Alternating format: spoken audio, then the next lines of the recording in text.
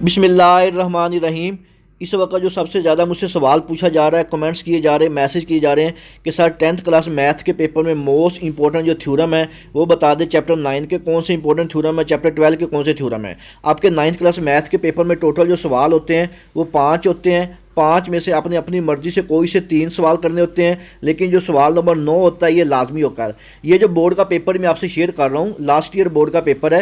ये आप देख सकते हैं, इस तरह आपका बोर्ड का पेपर होता है जिसमें लिखा होता है कि कोई से 3 सवालात के जवाब तहरीर करें, लेकिन सवाल नंबर जो 9 है ये लाजमी है। ये आप देख लें, ये आपके पास टोटल जो है ये 5 सवाल हैं। इन 5 में से आपने कोई से 3 सवाल करने होते हैं, लेकिन जो सवाल नंबर 9 होता है, ये वाला मसले वाला सवाल जिसको थ्योरम वाला सवाल भी कहते हैं, ये कंपलसरी सवाल होता है, आपने लाजमी करना होता है। इसमें आपके पास दो थ्योरम यानी कि दो मसले होते हैं। एक चैप्टर नंबर 9 में से आता है और एक चैप्टर नंबर 12 में से आता है। अगर आप सिर्फ चैप्टर नंबर 9 के भी थ्योरम कर लें फिर भी ये सवाल अटैम्प्ट हो जाता है, और अगर चैप्टर नंबर 12 के कर लें तो फिर भी ये सवाल अटैम्प्ट हो जाता है। तो बच्चे मुझसे पूछते हैं कि सर चैप्टर नंबर 9 में से और चैप्टर नंबर 12 में से जो मोस्ट इंपॉर्टेंट थ्योरम है वो बता दें। तो यहाँ पर मैं आपको एक बात क्लियर कर दूँ कि आपका जो थ्योरम वाला क्वेश्चन होता है ये सिर्फ और सिर्फ जो एक ही सवाल है ये आपका 8 नंबर का होता है। अगर मैं आपको कह देता हूँ कि ये आप जो चैप्टर नंबर 9 है इसके सिर्फ आप पहले 4 थ्योरम करके चले जाओ और 5वां थ्योरम जो है वो ना करो, तो अगर पेपर में वही 5वां थ्योरम आ गया तो आपके ये वाले जो 8 नंबर हैं सवाल नंबर 9 के, ये आपके ज़ाया जाएंगे, बिल्कुल आप इसमें रह जाएंगे।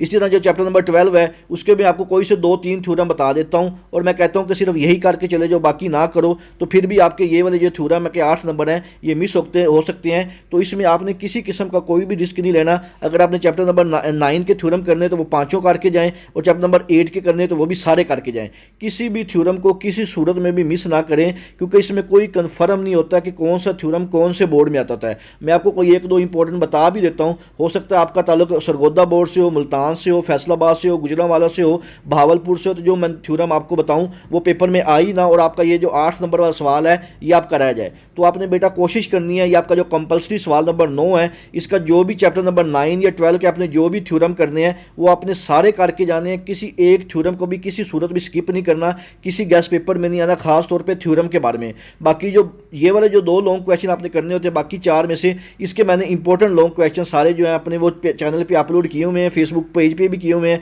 अब वहाँ पे जाके देख सकते हैं आपके जो मोस्ट इंपॉर्टेंट लॉन्ग क्वेश्चन होते हैं। इसके लिए मैंने आपको बताया हुआ कोई से 4 चैप्टर कर लें, पहला दूसरा तीसरा चौथा कर लें, या पहला दूसरा 5वां छठा कर लें, या तीसरा चौथा 5वां छठा कर लें, कोई से 4 चैप्टर कर लें। तो आपके ये वाले जो 4 लॉन्ग क्वेश्चन आपने करने होते, 4 में से 2 करने होते, तो आपके अटैम्प्ट हो जाएंगे। और साथ जो चैप्टर नंबर 9 है इसके थ्योरम आसान है, 5 थ्योरम है, ये आप सर्कल वाले अच्छे से कर लें तो इंशाल्लाह आपका जो 24 नंबर के लॉन्ग क्वेश्चन होते हैं ये आपके 100% अटैम्प्ट हो जाएंगे। तो यहाँ पे आपसे दोबारा रिक्वेस्ट करूँगा, आपने थ्योरम का कोई गैस नहीं करना, सारे थ्योरम करके जाने अपने जिस चैप्टर के भी करने हैं। इंशाल्लाह आपका मैथ्स का पेपर जो बहुत अच्छा होगा। मजीद कोई सवाल हो मुझसे कमेंट सेक्शन में पूछ सकते हैं। दुआओं में याद रखिएगा। जज़ाकल्लाह। अल्लाह हाफिज़।